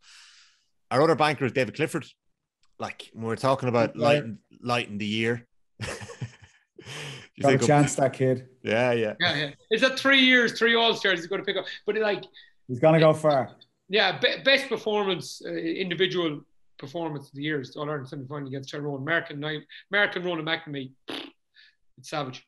Yeah. No, he was just class. Like, and we'll be talking about plenty about David Clifford over the coming weeks and years, I suppose. But Clifford, yeah, and even like the Galway game started the year, like when you wanted a bit of excitement to get the season going, like sometimes it takes a few weeks for a sport or a tournament to get cooking, but David Clifford kicked off the year how you'd want it to be. So David Clifford inside, I think we're going to put 14 on his back, are we? And then number 15. So there are 4 bankers: Conor Myler, Darren McCurry, David Clifford, and Ryan O'Donoghue. Now we have decisions to make. Tommy, you're lining me up now with the 2 fellas I have left. Now we have decisions to make. So, you were on this call before I joined and I'm getting lined up here. You were trying to fix my sound. I thought, I'm getting lined up. So listen. Sean O'Shea has to be in. Like, okay.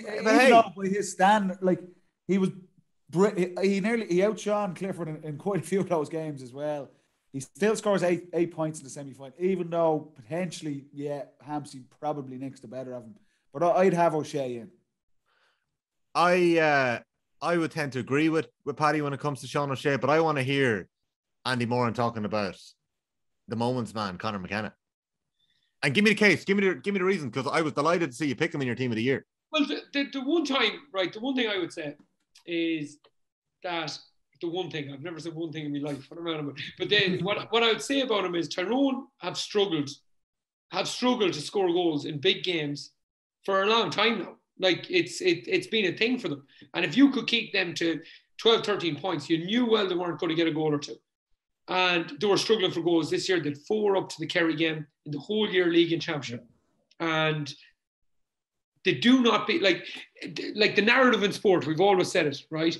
Mayo lose conceding 3-14 or lose conceding 2-14 to Tyrone, and it's because their forwards aren't good enough. Kerry lose conceding 3-14 after extra time to Tyrone, that's because their backs aren't good enough. It's bullshit narrative all the time. You know, it's nonsense stuff, right? But Tyrone don't win media yokes. But Tyrone don't win that All Ireland without Conor McKenna coming back from the AFL. Absolutely no way. He's so dangerous. He's literally, yes, I know he doesn't get a lot of possessions. He should score more in the final. But the 2 goals against Kerry, that's 6 points from play. People forget that a goal is worth 3 points. So that's 6 points from play. Like, we're on about back to basics here. We're on about Sean O'Shea. He scores 8 points. McKenna scores 6 from play, right? And then in the final, when the game was there to be won, and goals win games and finals, Paddy knows that better than anyone. Goals win games and finals. McKenna goes through, and it's only a moment. I know it's only a moment, and he doesn't do much in the whole game. He flicks it across, and McCurry gets a flick in, and that's 9 points direct from one player in the 2 biggest games of the year. I don't know what more you want to do. Well, we'll throw him in. Sludden, great fella, but we'll throw McKenna in wing forward then instead of Sludden. Like that, if it comes down to you, Tommy, you definitely have McKenna in anyway. That's the thing. See, I'm picking Conor McKenna. Like Conor McKenna is one of my favorite so it's done anyway. Right? Go on, McKenna in for Sludden then. No, but Niall Sludden could easily go number 7. Niall Sludden could go 7. Like we can move this around a wee bit. Like Lee Keegan's playing back there. Don't be silly. No, I think Lee Keegan's making the cut here. I think the way we could do this is I'm just after screwing my own county man, Tommy Conroy. But see, that's the thing. We're going to talk Tommy Conroy here for a second, right? Tommy Conroy has... look, Tommy Conroy had a great a year. monstrous 20 minutes against Dublin. And there was probably a lot of pressure on his shoulders going into that game. He actually started that All-Ireland final so well, but I don't think he got enough ball, personally speaking, to be able to do his best. Yeah. And I don't think Tommy Conroy has played in his best position for the majority of the year. I think we're going to see the best from Tommy Conroy playing out a little further out the field over the next decade. I'd agree. I suppose I probably had a bit of bias putting 5 young men in the team. But you're not the only one who picked Tommy Conroy in the team of the year. He's in the Sunday Game team of the year. He's in the Sky Sports team of the year. Team of the year. Yeah, but lads, he gets 5 points for playing the two big games. Like, so he had a big influence on the game. And if he scores that goal against... So Paddy Andrews scored 5 points from playing an All-Ireland semi-final and he never won a... One game. Jeez, I scored about 20 points one year. I didn't get in. Paddy of 7 also All-Ireland. Who cares? I'll swap you one for one of your... I'll give you one of mine. Yes! I'll do that. There's a few of them here in the office. I'm coming up. I'll be up tomorrow. Oh, that's brilliant. But Stephen's green. No, listen, I think Tommy for us would be a bonus for Mayo. I think he's been brilliant. I thought he was really good in the second half against Galway. Thought like the reason I put him in there, when the game was really on the line and against Dublin, and you could see Dublin's legs were going, and Tommy was out at 12. And I'd agree with you, Tommy, actually, that 12 is probably going to end up in his best position. And he takes off and he gets 3 points at the highest quality. I suppose I'm probably looking at that bias slightly, but I'd have him in it. But if he sacrificed, okay. I'd have him close. I would have him close, but look, he will be close. Of course, he will. But can I put it to you this way? And I'm a little afraid of mixing up my maths here a wee bit. Could we go Sean O'Shea 11 because we go Conor McKenna 12. Go on. Oh, would you have McKenna in it, Tommy? Don't be just neutral. In this I genuinely would have Conor McKenna in the team of the year because I think when you're looking at the team of the year and you're trying to pick out the moments, I actually think it's such a big influence. I even think against Donegal, he played a major role in that second half. And I know he just had moments across the year, but I think Conor McKenna represented something for Tyrone this year that they badly lacked. And I'm just going to mention Meath one more time. But if Meath could get Conor Nash and Keane McBride back, or Mayo could have dragged back Pierce Hanley over the years. I'm not saying McBride or Nash are going to make a difference to a Leinster title or an All-Ireland title, but it's what they represent in the county and the team. You mean business. No, and Colin McShane was convinced to stay home, and Conor McKenna came home to win an All-Ireland. And this one, if you break it down to the absolute brass tacks, if McKenna doesn't come home from Australia, will Tyrone win the All-Ireland? And the answer, probably not. Even though he wasn't the dominant ball player, which that's nearly, it's in there. You just need more games. You can still see there's rawness in his play, but he's still quite raw. He has massive moments like that. Again, I just know there's more in there for him. But look, if you're breaking it down like that, would Tyrone win the All-Ireland if McKenna's not home? Probably not. And you're right, Tommy. Look at the Conor Glass and Derry. Yeah. The difference he makes there. Marty Clark, Ty Kennedy. Yeah, it's a statement, I think. Yeah. Yeah. Fair enough. We'll put him in. He'll be delighted to know. You give him a ring there, Tommy. You've been chatting to him all year, have you? No, not at all. But yeah, he's got a Tyrone jersey with McKenna on the back. If I was to get a jersey, lads, I would be getting Conor McKenna on the back of the jersey, 100%. I'm telling you. I'm leaning towards Peter Hart, lads, at wing back. I just think the transitional players had such an influence on football this year. So say if instead of McNamee, and I think the football pod team of the year, personally speaking, I feel from the players we've spoken about this year. Andy, you spoke about Peter Hart very early on in the podcast, and you referenced him after one of the games about how he was underrated and the role that he had. I think it was Donegal game and the influence of Peter Hart that day. And I was keeping an eye on Hart throughout the year after that. I think Hart it's a little understated, the influence he had. Yes. I think Sean O'Shea, I don't understand how, Paddy Clifford had a brilliant year, genuinely had a brilliant year. But for me, Sean O'Shea manned up a lot this year in a lot of games. And fair enough, in Tyrone in the semi-final, he probably tried to do a little bit too much of what he'd been doing all year long. He maybe didn't mix it up enough. But I think Sean O'Shea was probably better than David Clifford in a lot of the early games as well, as Paddy said. Tommy, I'm going to back my old Dublin comrade here, and I put McNamee in instead of Hart. Are you? Yeah. Oh, Andy. Okay. No, you're right, though. Sure, you can't have the teams without Hamsey and McNamee. You can't. Yeah. We're bedrock. And look, there's guys, I'll give you a couple of close calls. Like Michael McKiernan had a really good year as well. Yeah, we haven't mentioned them. Frank Burns, we're talking about Moyler and developing under the new coaches. Frank Burns was key. I know we missed the Ulster final, but he had a massive influence in the game. Paddy Clifford, obviously, was so influential for the National League and the Munster Championship. He lost that battle in the All-Ireland semi-final. He's close. He was good that day as well. Again, we're talking about Peter Hart. I thought Kieran Kilkenny was probably Dublin's, along with Costello, their best forwards. But Kilkenny's had such high standards, and ultimately Dublin fall short. So that's why he's probably not in it. Whereas if he was just, again, if that was his debut season, be going, Jesus, this guy's got to be in. So it's with the All-Stars and the opinions of it, the body of work players have put beforehand, in some cases can go for them, and in some cases can go against them as well.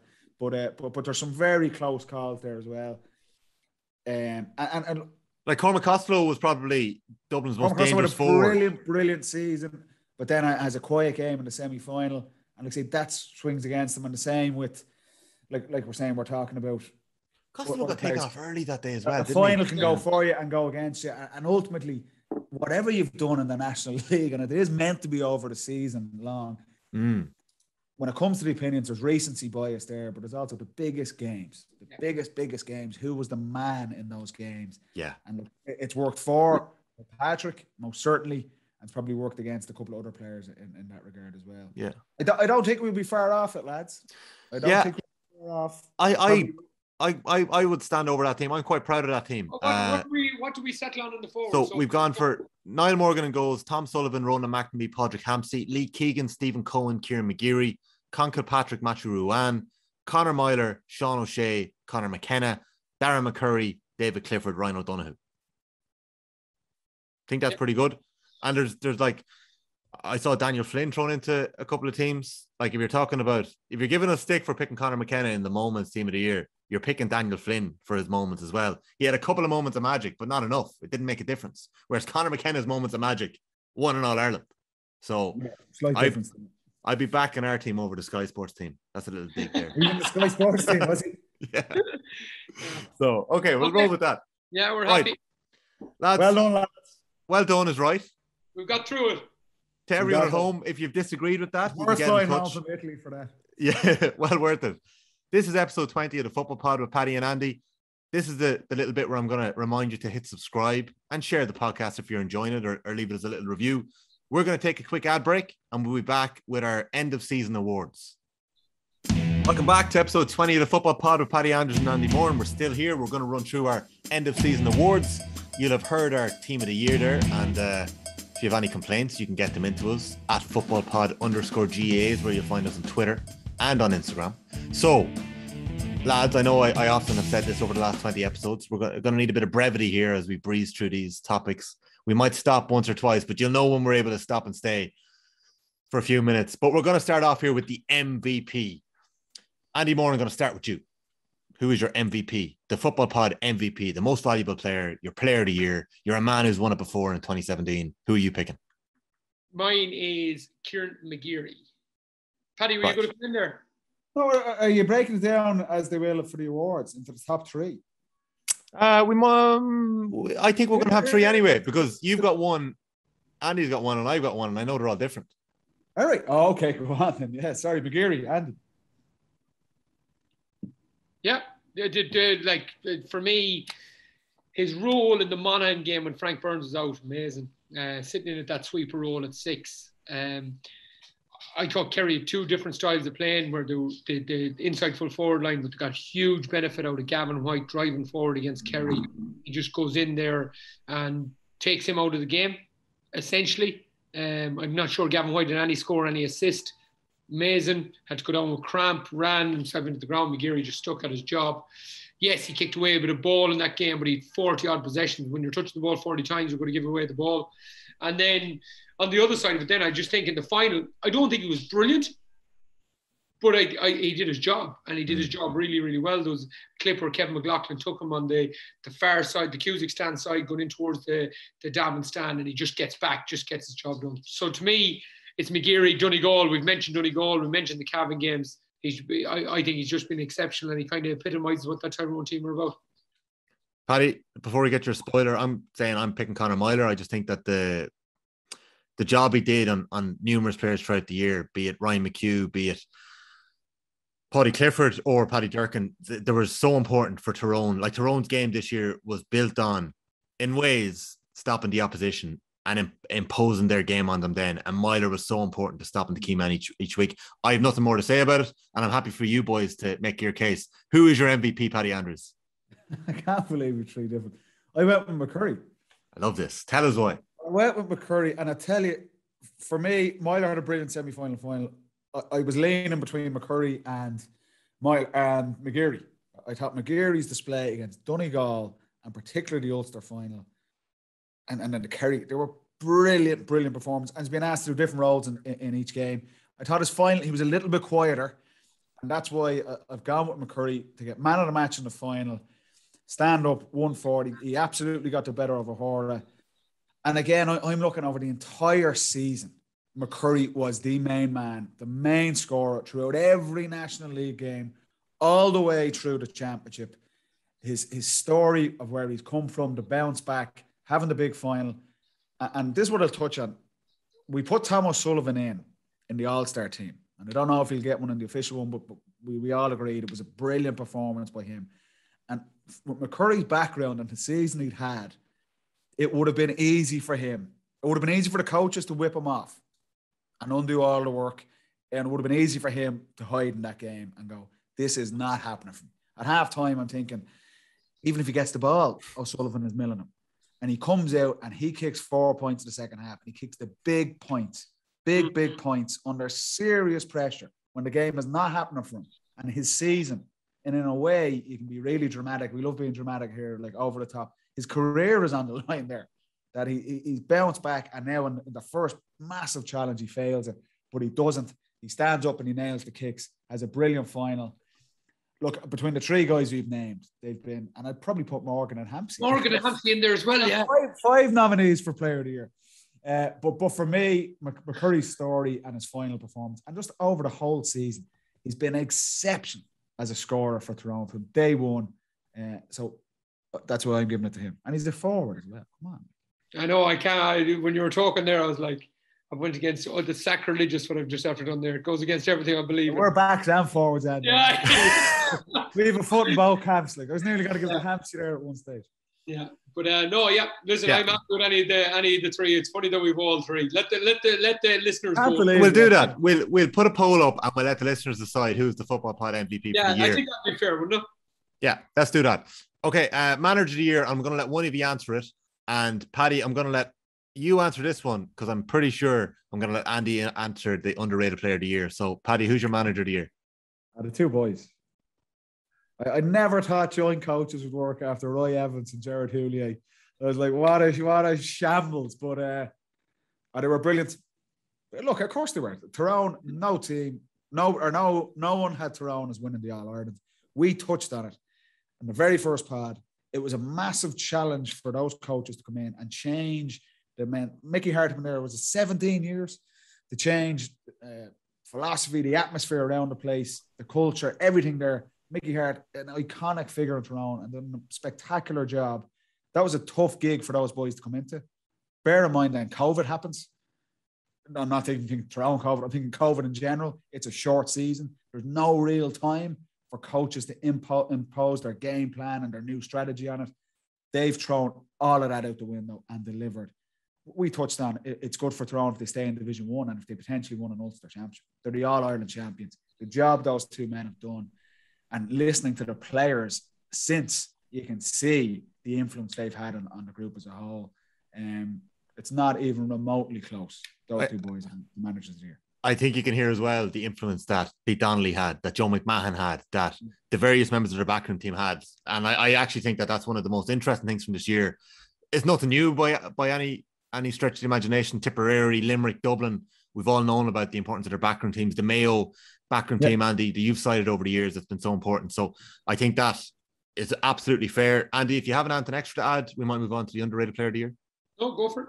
Like, I'm very surprised here. Like, Paddy Andrews is always crying and cribbing to us that he was underrated throughout his career. So, I never said that. For clarity, and if you edit that out, we're going to have words. Andy Moore, an underrated player of the year. Who is it? No, it's not. He's not going to get all stars, and I think there's 2 or 3 of them on the Tyrone team. But for me, Frank Burns he's just been impeccable. I just one moment, like of course you could mention Michael McKernan. He did a great job in the final. Went on Ryan O'Donoghue, Mayo's main forward, did a great job. But for me, the moment that stands out for me is when Clifford is on fire and he has the ball going into the hill in the first half, and he's 1-on-1 and he sees it's not McNamee in front of him, and he goes, party time here. And Burns just doesn't rush in, knows he's going to cut out onto his left foot, and to have that composure within the moment is huge. And not many people, Joe, not the observers don't see that, but me and Paddy have seen being the forward where at club level someone might rush in on you and you might step outside them and put it in the bottom corner. That's all Clifford wants to do there. And Burns just stays. Really good decision in a high pressure situation. And I think he's one of the glues that make that team stand out. He's not one of these kind of flashy players. He doesn't transition up the field like the other 4 guys around him, but he holds and he lets them go. Quite similar to actually what Stephen Cohen does for Mayo. But he just has a huge influence on the team, and I think he's been underrated. Paddy, your point of the year. Obviously, a lot when we went through the National League points of the year. From the Championship, we're looking at some massive ones. Morgan's free from basically outside Queens and from Condra to kick it over the bar in the semi-final against Kerry was massive. Tommy Conroy hits a couple of absolute bombs in one of the most iconic matches of the year in the Dublin Mayo game in the semi-final. McCurry, any numerous ones from sidelines, from anywhere. Hampsey's outside of the right, I thought were brilliant. But I'm going to actually go for one. Matty Donnelly's point in the Ulster final on Conor Boyle against Monaghan. I just loved it. Was it the most iconic point of the year? Maybe not. There was obviously some massive scores later in the Championship, but just in terms of the skill execution, the cheekiness of it. Matty Donnelly, who'd had a quiet year up to that point, and he obviously came into it his own in the second half against Donegal in the Ulster semi-final. It also highlighted that his confidence was back, and he was a big part of winning that Ulster final, even though he had a quiet final. But I thought his point, the dummy solo as a forward, I always love seeing one of them, and it was a key score for Tyrone. So just the pure skill level of that. And the execution of it, I'm going to go with Matty Donnelly in the Ulster final against Monaghan. The reason why them points stand out for us, Tommy, is because the game is played so fast now. It's all about running and being athletic. And when you see McCurry chip flicking and putting it out from nearly at the end line, and you see Donnelly bringing it back, or you see Ryan O'Donoghue bringing it back like they did against Dublin and shipping over the bar. They're lovely points, and it shows that the game can be played in many different ways, and that's why I think myself and Paddy would kind of admire them scores. But my point, obviously, I got caught like a fool on the telly, jumping up and down, myself and my good wife, and Robbie's just point, it just meant a lot to him, everything. So it was just a huge point, a huge score. We got a bit lucky getting him to retake it. he took the chance, and it was a special night for everyone that was involved in Mayo football and Croke Park that night. We'll give you that one. Give me your goal of the year. Goal of the year is David Clifford, soccer style, down in Berlin. But I was lucky enough, I was standing beside the great Mark O'Shea at the game, was doing it for air, and the two of us just started shouting, and we were the only 2 people in the place because there was about 20 young fellas up behind the goal that kind of came into it. But there's no one else there, and the 2 of us just jumped up, and I was lucky enough to kind of witness that firsthand. And what a goal! It's class. When you're seeing bits and pieces like that, I think you talking about the dummies as well, and Paddy picking out that moment. That's what we live for on the football pod. Those little bits of moments of magic in a game. Paddy, your goal of the year. Daniel Flynn. We were at it. Yeah, it makes a big difference when you're at a pad, doesn't it? Yeah, we were there, and it was like that. The Leinster final this year was one of the worst games. It was just a non-event of a game. Dublin cruised to win it, and the game was just petered out. I think there was 10 in it at that point. There was like 5 or 6 minutes to go. But everything he did in it, James McCarthy's coming out with the ball, so the dispossession to even run after him because the game was over. So he goes after him, gets a turnover on one of the best players in the game. Then he's still 25 yards from goal out on the sideline, runs through. Johnny Cooper tries to decapitate him. he Bombs by him. He still goes by somehow. And then you're thinking he's still 20 yards from goal, and Evan Comerford at an angle and just rifles one in to the far side netting in front of Hill 16. Everything, the tackle, the athleticism, the strike. It was a two of us kind of looked at each other like, and it was a phenomenal goal. It was brilliant. But yeah, I like Clifford's the aesthetics of it, and that was the first game post-COVID of the season, so that was special. But for me, I thought Daniel Flynn's was brilliant. I thought McCurry's goal in the final was also a massive goal. Just in terms of the individual brilliance of Daniel Flynn's, McCurry's goal was a team in absolute sync, set play under the biggest pressure at the biggest stage. And ultimately, like I touched on it last week, reviewing the final. Once that went in, that was the All Ireland. It was over. Mayo weren't coming back. But I'm going to lean towards Daniel Flynn with my own. Yeah, brilliant. 2 wildcard shouts. Like Michael Langan hasn't got mentioned in about 3 months, but his 2 goals were sensational as well, and they were replicated. So it wasn't a fluke. They were replicated week after week. So, Andy Moran, can you give us your comeback of the year? You could have gone anywhere with this now. What have you gone for? I think it has to be Tyrone. Who? Ronaldo. Ronaldo, yeah. Jeez, he's having 4-3, unbelievable. I think it has to be Tyrone in a Gaelic football point of view. Like we all wrote them off. We were actually laughing about it lads. Before the semi-final. We were saying we think they'll be closer to Kerry now than 5 weeks ago because there's a bit of that back to the wall, and that scenario kind of built up. But for me, what they've done since the COVID in their camp,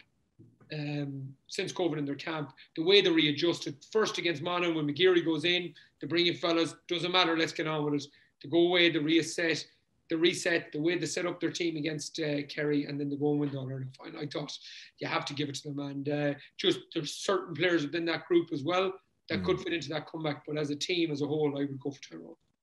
Yeah, I think watching back some of the clips over the summer as well, I mistakenly misattributed our raving about Tyrone earlier in the league to Paddy, but it was you, Andy, talking about it. And then before the Kerry game, you were speaking about Tyrone being built on attack and talking about their need for goals.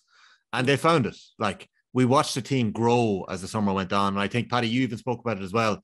That Donegal performance, the amount of license it probably gave the management team, that the players were then like, right, this is working here. Yeah. The plan is coming to fruition. So I think that's a really good shout. Paddy, can you give me your letdown of the year?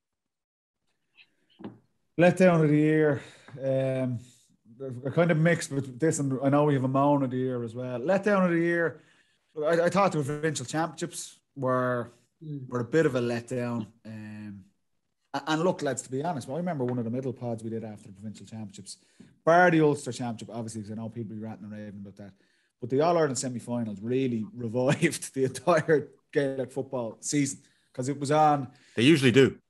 The National League was, and my moan of the year is this, and I'll get to that. They didn't finish it. Same, yeah. Nonsense. Imagine not finishing the competition and potentially when you, at the time, the 2 best teams to play against each other. So that's a moan here. But I thought the Leinster Championship, the Munster Championship, the Connacht Championship, really, really bad. You're looking at the Mayo Leitrim game. The Leinster Championship again has been like this for years, and then the Munster Championship, Kerry kind of put that right. On the flip side, and in defence of it, and I know Jim McGuinness spoke passionately about this on Sky for the Ulster Championship. You had Derry Donegal was a brilliant game. Monaghan Armagh was a brilliant game. And Tyrone Donegal was a very good game as well. So the Ulster Championship kind of saved it to a point, but overall, in a month's time, there's going to be a decision made with Congress at the structures of this championship. They cannot go in there with the head in the sand, traditional side of things. The game needs to evolve, and the provincial championship this year again, despite the exceptions to the rule are a couple of Ulster Championship games. The majority of the provincial championships, the games, are just not fit for purpose. And that would be a letdown of the year again for me. Yeah. Well, we'll be coming back to Special Congress and speaking about it in the build-up to it, because it is a monumental decision that's going to be made in a few weeks' time. And it's coming up on us very quickly. And you're right, they're the exception, but I think we need those games to be the rule. Like, I think we need those games to be. And I think John Fogarty had a piece in the Examiner could have been today or yesterday, about the winning margin in league games as opposed to provincial games. You should have a look at it. Like it's like, put that graph up at Special Congress. Why are we doing it? Like, why are we putting ourselves through this year? Why are we putting the players through it? All the work to put through. Andy Moore, moan of the year. You've kind of owned this slot over the last 20 episodes. But like from a marketing point of view, Dublin not playing Kerry this year, and like the GA hedged their bets that Dublin and Kerry were going to get to the All-Ireland final. You have them in a National League final that could kick the championship off and end the National League on a high, and you say no, we can't push stuff back a week. But then we found out that you can actually push stuff back a week 6 months later when we had to push it back, and you're just like, what was that all about? You know, and not seeing, yes, that Dublin team is in transition and maybe they might get one or two back, but they are in transition. And you have this young up-and-coming team, Kerry, coming up. They played out a brilliant game down in Thurles, and you just have them there. They've both earned the right to play each other in Croke Park in what could be a brilliant game. And we decide, no, we don't want to do it. So that'd be my more of the year. Should we start a petition on the football pod for the Dublin team to return to training and for Kerry to hire the manager, and we just put it on in November and when the crowds can come back? Play it on Christmas week again, like last year. Yeah. But it ruined the semi-finals as well. Dublin were non-events. Everyone was waiting for Dublin to play Donegal and hoping that would kick off the season. And so it was gone. Kerry hammered Tyrone. Tyrone didn't try in that semi-final, as we could, looking back now, you could see. So it ruined at the end of the National League campaign. Was just a disaster to not have that game. The Euros started that week. I remember it was down in Cork, and the Euros kicked off, and it was like, here is the biggest game in Gaelic football to play. Dublin and Kerry at that time in competition to get viewers to look at this, and the Euros are kicking off in competition, and the GAA just said, no, we can't do that. And as Landy said, they were proving you actually could. That was a moan. Let me find that iconic quote from the 28th of June, 2021. Paddy Andrews says he'd rather watch the Euros than Mayo against Sligo. Put that up on the big screen in Croke Park for Congress. Yeah, there you go. I stand by that. I absolutely stand by that. Okay, Paddy, I'm coming to you on this next one. The player most likely to get poached by the AFL this off-season award. Which county could lose? You're going for Conor McKenna. Are you just going because of his? Like we do know that the Tyrone boys. Is he going to do a Tony Connelly on it? Come home, win the All Ireland, and then leg it. Go back again. I don't know. Matty Tierney. I know. Didn't he have trials? Didn't he? They were trying to get him. He's definitely been up there. Yeah.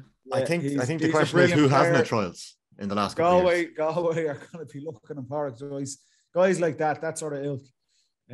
He has the athleticism to do it. I think he could have a massive future in our game. He's shown serious glimpse of it this season. Someone like him potentially, who knows? Like I'm putting you on the spot here. There's rumors always around players of the ilk of Oisin Mullen and stuff like that.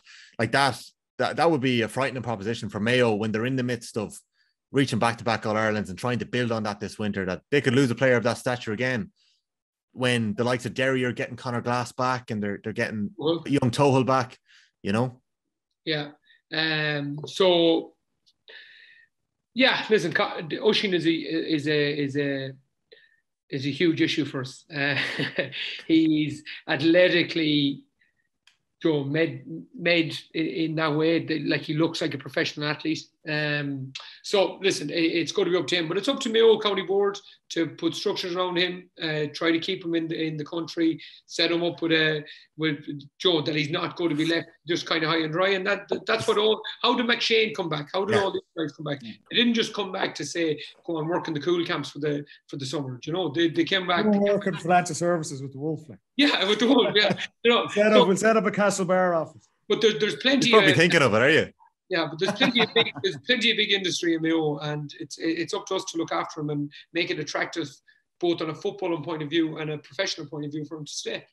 Like for all the contenders, like it is. I suppose it was more of a threat, I think, at certain stages. But when the AFL is sniffing around your top talent, that is so clear. Like especially when you see Tyrone aren't winning All Ireland if they haven't got McKenna coming up those moments of magic and McShane coming off the bench. And Colin McShane was gone. Like Colin McShane was on the plane and Tyrone pulled out all the stops. And like was a lot of talk of David Clifford a couple of years ago, and Kerry making sure that they had everything in place, that Clifford had the right structure around them to stay. It's a big call for a lot of counties. It's a big thing, Tommy. It's not all sunshine and roses down there. I think it's been around so long now. Initially, when it came around, it was like this paradise for players to go over there and living in the sun and being paid to play down there. What a lifestyle. I think it's developed now. People have come back. It hasn't all been, like, say, sunshine and roses. Of course, there's success stories like Pierce Hanley and Zach Toohey and these guys. Mark O'Connor's down there with Geelong. But then you see guys like Tommy Walsh coming back, and probably didn't happen as much for him. Or you see Kieran Kilkenny with Dublin was gone as well and came back. And I know there's not a thing in the world he changed for that, with the experience he's had at home with his club and with his county. Conor Glass and Derry. And you asked the two boys, McKenna and McShane, exactly. It just means more doing it here. You know, it's not always the appeal of it if you have success at home with your own county, with your own club, with your own family and friends. So I don't think it's as big a lure as it might have been maybe 5, 6, 7 years ago. And players should always be aware of that. And like I say, have the right people around you that you can have a chat with this about, because it's a massive decision. But the boys were definitely vindicated this year for Tyrone. There's no two ways about it. Andy, quickly, I forgot to ask you for your moment of the year. I don't think I asked that question earlier on. You went for Beggan versus Morgan. What? The Ulster final. I just thought it was unbelievable.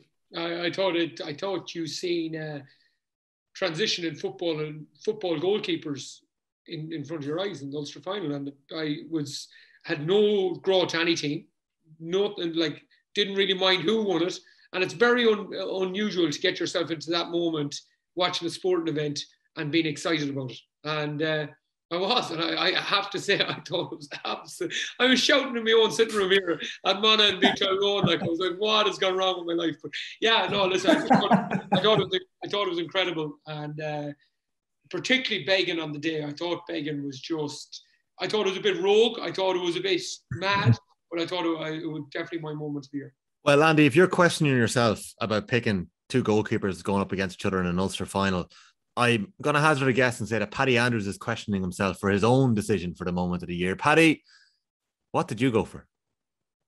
COVID, Tyrone. No, you didn't. You went for Mayo beating Dublin. Come on, Paddy! Yes, no, we didn't. I did not go for it. Yeah, you did? Oh, sorry. I misread your message. I'll edit that later on. Oh, shit. Oh, he's trying to trip me up all night. No, I wasn't. I wasn't trying to trip you up there. I genuinely misread. I genuinely misread it. So. You wrote it in the WhatsApp and I copied it in. I thought it is, but I'm not putting that in. Okay. Paddy, quickly, your moment of the year. I'm not getting sucked into it. Now, I went a bit I thought Tyrone pulling out of the championship, just in terms of an off the pitch thing, was incredible to hear. I remember it came through on Twitter, and you're like, this is not the mini leagues, lads. You can't just give a walkover under 10 Saturday morning type thing. Tyrone basically throwing it back onto the GAA. Yeah. It was such a unique thing. The GAA had done so well, I suppose, to run off last year's championship and get it done. Yeah. Even though it was at Christmas time with no fans, and to get to where they've got to this season with no real setbacks. It was inevitable something was going to happen around COVID. And for Tyrone to turn around and basically say, yeah, we're forfeiting this, good luck. I thought it was an incredible moment. I thought it was brilliant because it just put all the pressure on the GAA, and the GAA, they had to steed and give Tyrone what they were looking for. So a little bit off script, off the pitch, but I thought that was an interesting moment, to say the least. Is there a saying that, like, sometimes you gotta be willing to lose it all to win it all, and they were just willing to give it away. They said, we can't compete. Like a Mariah Carey song or something. Yeah, nice actually. Maybe Whitney Houston, perhaps. Yeah, I like it. And like they just went and they were willing to. They said, put it, as Paddy says, back on the GAA. This is what's happening.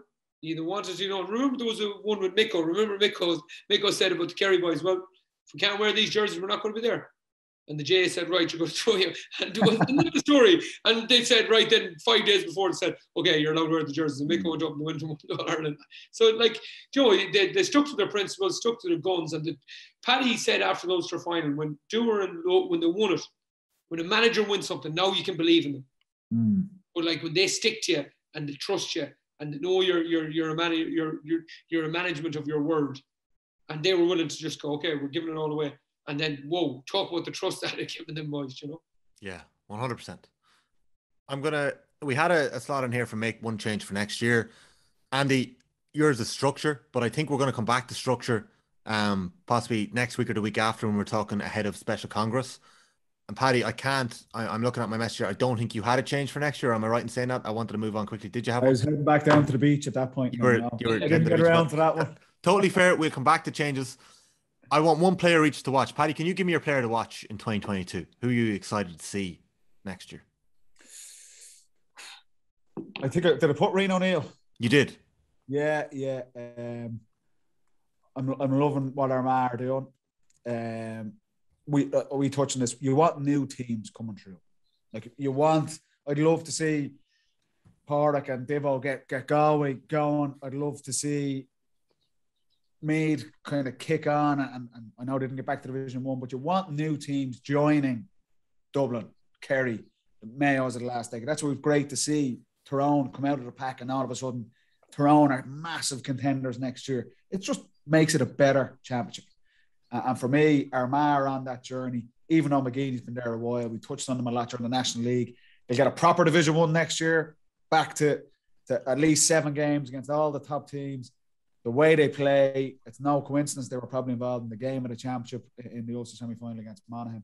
Reno is a massive, massive part of that. I think if he was in any of the other counties, we touched on this a lot, he'd be an absolute superstar. He already is a superstar, but seeing him in a proper Division 1 next year, and Armagh trying to take the next steps in the Ulster Championship as well. That'd be exciting. I'm excited to see him. Andy, you went for Andy. Sorry, Andy, you didn't go for Andy Moore. Andy, you went for Rian O'Neill as well, but you also both. Paddy had another man in there. Paddy had Conor Glass in there, and Andy, you had Conor Glass #1 in your player to watch next year. Yeah, so I had Glass for obvious reasons. We mentioned him. I think Derry are going to have a big year. I think he's just incredible athlete. He's just, and like he as McKenna's going to do, develops. It's still a bit raw. Develops his kicking, gets in there. O'Neill is just a brilliant player. Like, you're talking about having the body to go and compete at inter-county level. He's 6'1", 6'2", lean, both feet, can kick from 50 yards. Wow, he's got everything. And then the other fella I put in was McCurry, because McCurry is devils in his closet from 16, where he had the equalising shot to put it over, and they're gone now. He's cleared them. He's won his All-Ireland. He's clear. He's free to go now. And I think in 2022, if McCurry comes in with the right attitude, and then Paddy knows it as an inside forward, if you come in and you're free to play and you don't have Anton hanging over you, and I think McCurry now has that, and it may have affected him slightly in the semi-final, but in the final he scores 1-4, gets man of the match. He's freedom to go now. And what age is he? What age is Darren McCurry? 28, is he? I'm not sure. He could be a little bit older. I would have thought he was a little bit older. I looked that up here now, and I think if you're saying that about Darren McCurry, I think you could also say it about Conor McKenna, somebody who admitted himself hasn't played his best football yet. I'd be excited to see that. Like, no surprise there, Conor McKenna next year in action. Seeing him for fight. No, Conor Glass. I am looking forward to seeing that Derry team next year. And Andy, I know you've picked Derry as one of your teams to watch in 2022. Yeah, I think the key thing next year for the likes of like Donegal and Monaghan lads are sitting at home and they're absolutely kicking themselves. They're kicking themselves, and the reason for that is Monaghan could have bet Tyrone. Now, would they have went on and won All-Ireland? Probably not. But like, they know they have the number on Tyrone, so they're so excited by this now. Tyrone have got, but Donegal over the course of the last 5 years have been probably, like, I picked Tyrone to win the last 5 Ulster titles and they haven't won it. So I got them this year, but they'd lost. Donegal had their number for the last while. So I think they're an exciting team. And then Derry are the team then to come and to really put it up to these, I suppose, established Division 1 teams. And I think they've got a really good coach with All-Ireland winning pedigree in Rory Gallagher. And I think they have a huge chance. Plus that, he was a young coach when he was in with McGuinness in 12. He's now experienced. He's got 2 guys over who've both played AFL first team games. They're going to be a huge addition. And I just think the Ulster Championship is huge, but I do think Donegal have to be eyeing what Tyrone have just done and just go, lads, if we get our house in order here, we've got a huge chance to go and really push on for an All-Ireland title. I think Donegal are kicking themselves, Andy, because they were the best team in Ulster for the last 4 or 5 years, and they didn't win the All-Ireland. They underperformed the games, and that's there's without a doubt a envy, jealousy nearly looking down. When we were the top team in Ulster, we didn't get it done. And Tyrone come along in one fell swoop with a new coaching team, and in 1 year, get it done and win a hard All-Ireland. So of course, teams are looking at that, particularly up in Ulster going, Jesus Christ. And Monaghan the same. Monaghan, they won a couple of Ulster championships under Malachy O'Rourke, couldn't get over the line. And Tyrone come in, one go, one and done. So, of course, there's envy there, I'd say. Yeah, and you had Derry in your team as well, Paddy. So Darren McCurry is 28, by the way. He made his championship debut. Young gun. 2012. So he was only 19, I think, back then. Right, lads. Well done. That's the end of season Football Pod Awards after 2021. It's been a pleasure for the last 20 episodes. So thanks very much for all the hard work and your honesty throughout. Fair play to you. Paddy, we cannot finish this podcast without mentioning the very sad passing of Anto Finnegan this week. He's a former Antrim captain. He suffered with motor neuron disease, a terrible disease for the past decade, I believe, and he passed away earlier this week. He's somebody that I would have seen a lot appearing in photos with the Dublin team over the last couple of years. Can you talk to us a bit about Anto and how you got to know him over the last few years? Yeah, well, I think it was 2012 originally, the diagnosis, and it's just, I think he was 48 when he passed away, incredibly young, and he just... anything like that, particularly in the GAA community, because it's such a tight-knit community, the kind of county allegiances and things like that go out the window when you see, you know, a GAA player of any level going through the challenges with that, and such a horrendous disease for a guy with two kids and his wife behind him, and seeing her comments, it's heartbreaking stuff. And I'd like to think the GAA as a community there, with all the rivalries and things there, when you see someone like that, and